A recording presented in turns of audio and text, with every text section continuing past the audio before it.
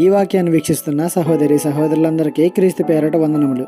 ఈరోజు వాక్యం ద్వారా దేవుడు మనతో చెబుతున్న మాట, కాబట్టి వారికను ఇద్దరు కాక ఏక శరీరముగా ఉన్నారు గనుక దేవుడు జతపరిచిన వారిని మనుషుడు వేరుపరచకూడదని చెప్పెను. మత్తయి సువార్త 19:6. భార్యాభర్తలు పెళ్లి అవ్వగానే ఏక శరీరం అవుతారు అని మనలో చాలా మంది అనుకుంటారు. శారీరకంగా కలవడం వల్ల అని మరికొందరు అనుకుంటారు.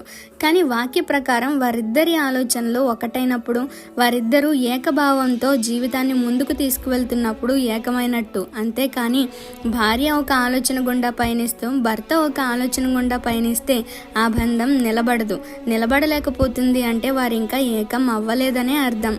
ఏకమైన జంట మధ్యలో దేవుని భయం, ప్రేమ కూడా ఉంటుంది కనుక వచ్చే చిన్న చిన్న గొడవలు కూడా సర్దుమణుగుతాయి. ఈ విధంగా ఏక శరీరమైన ఎవరినైనా సరే ఏ మనుషుడు విడదీయకూడదు. కానీ ఈ కాలంలో మూడో వ్యక్తి అవసరం లేకుండానే భార్యాభర్తలు విడాకులకు సిద్ధమైపోతున్నారు.